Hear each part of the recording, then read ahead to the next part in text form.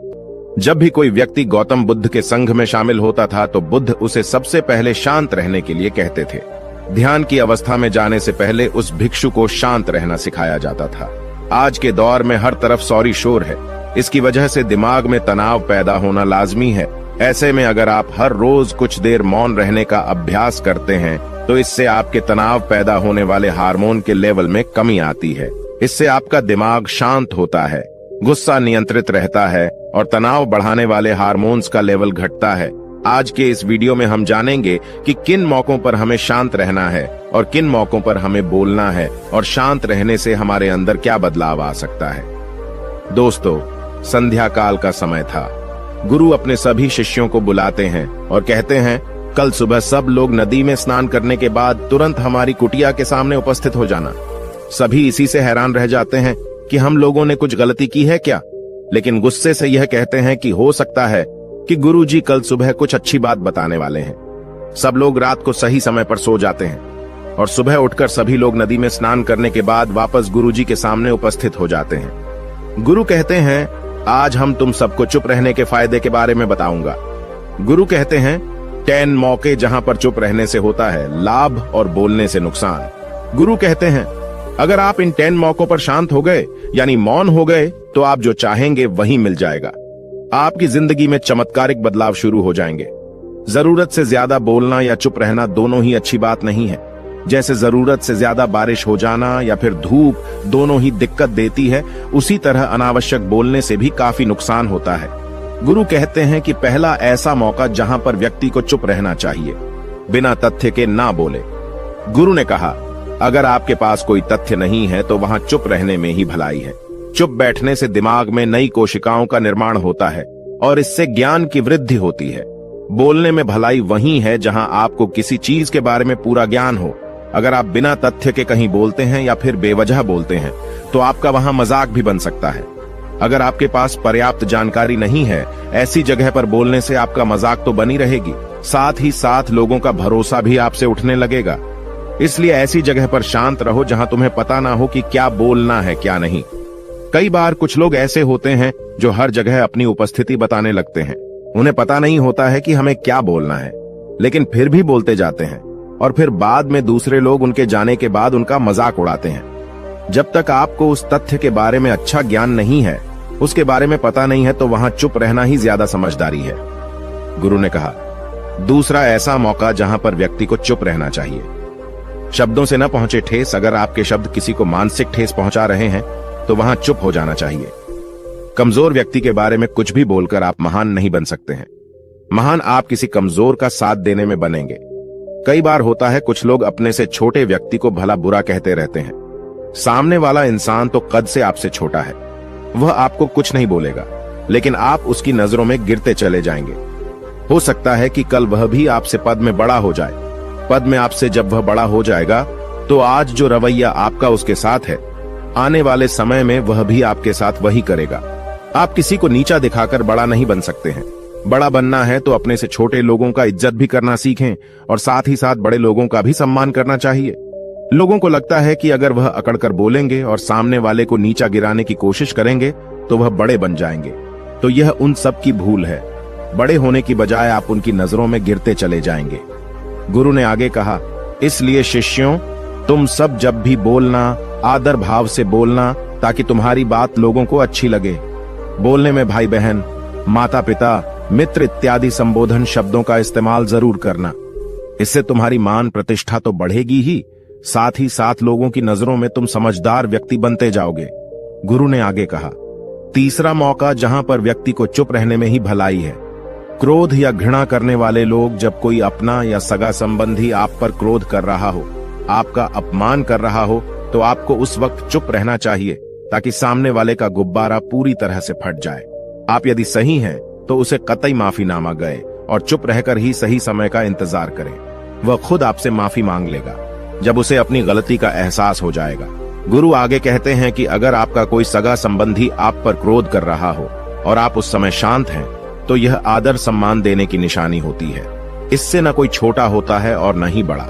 अगर आपको क्रोध आ रहा है तो आप या तो वहां से किसी का अनादर किए बिना चले जाएं या फिर चुप रहें। क्रोध करने से आपके रिश्ते खराब होंगे।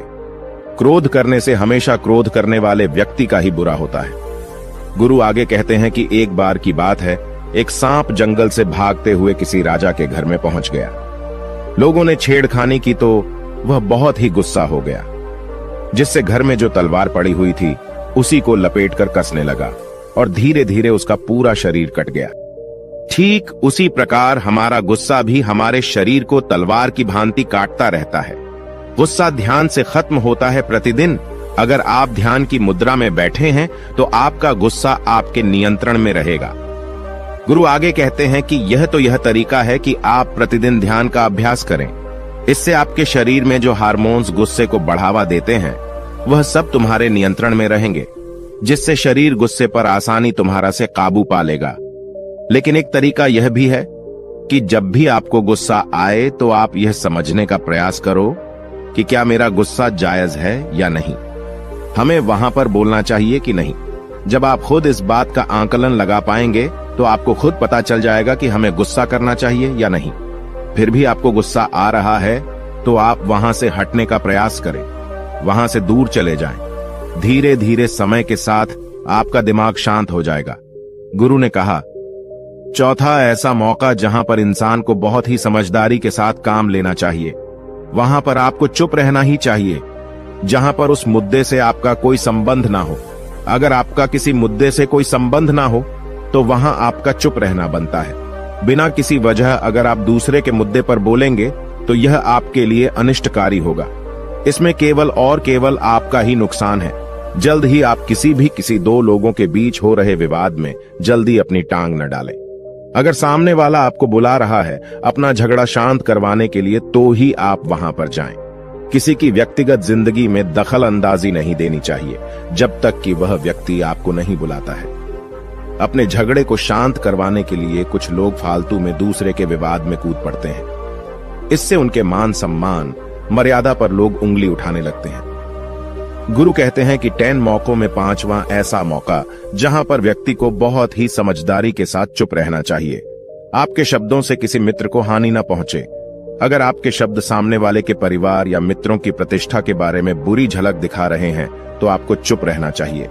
किसी के परिवार या फिर मित्र के बारे में बुरा बोलने से केवल आप ही बुरे बनेंगे।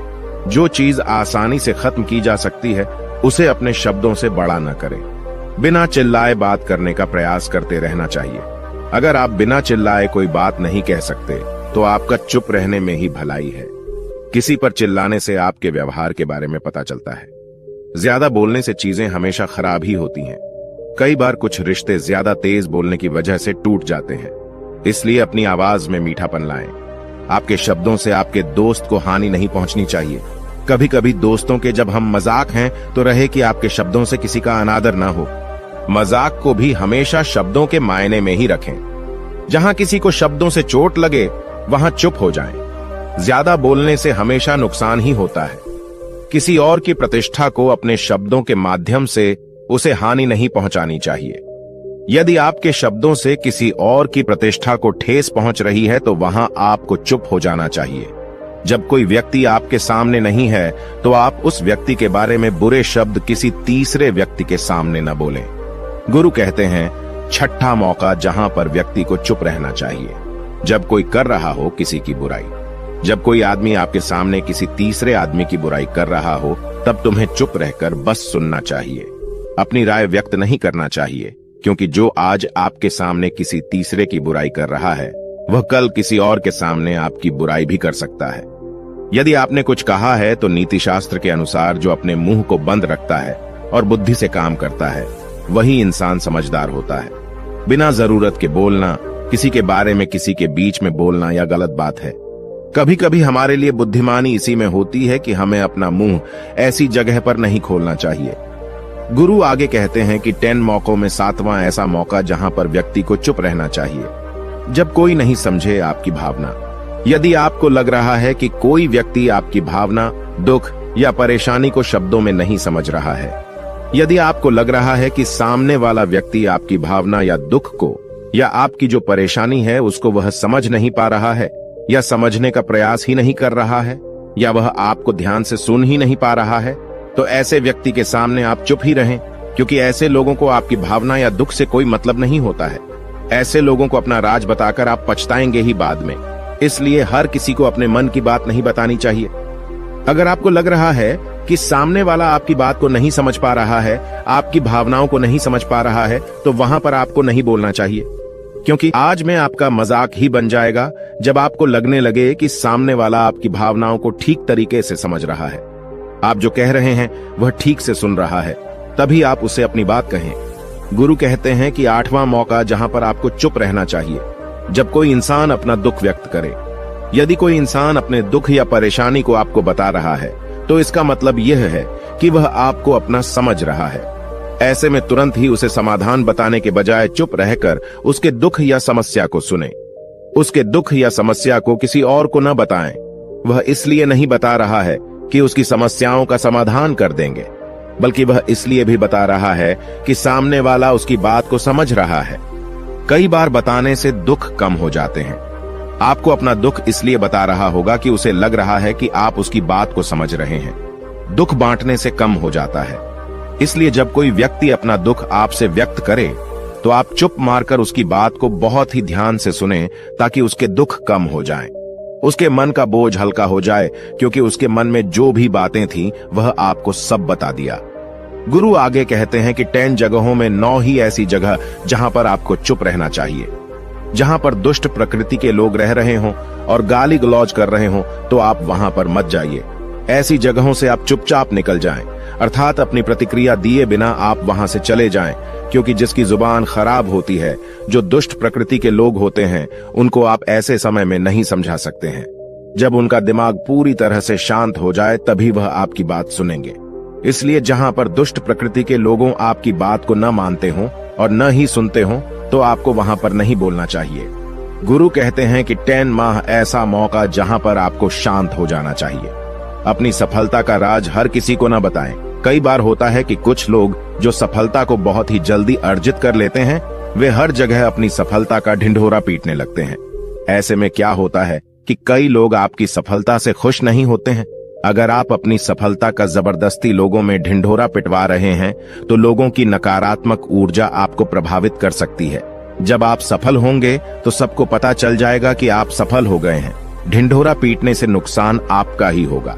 इतना कहकर गुरु ने कहा, शिष्यों, आज के लिए बस इतना ही। अगर तुम सब मेरी इन 10 बातों को अपने जीवन में अपना लेते हो, तो तुम सब काफी हद तक परेशानियों से बचे रहोगे। यहाँ से जाने के बाद मेरी यह बातें आपके जीवन किसी वरदान से कम साबित नहीं होंगी। दोस्तों, मुझे उम्मीद है इस वीडियो से आपको बहुत कुछ सीखने को मिला होगा। अगर आप नए हो तो हमसे जुड़ने के लिए इस चैनल को सब्सक्राइब करना मत भूलिएगा।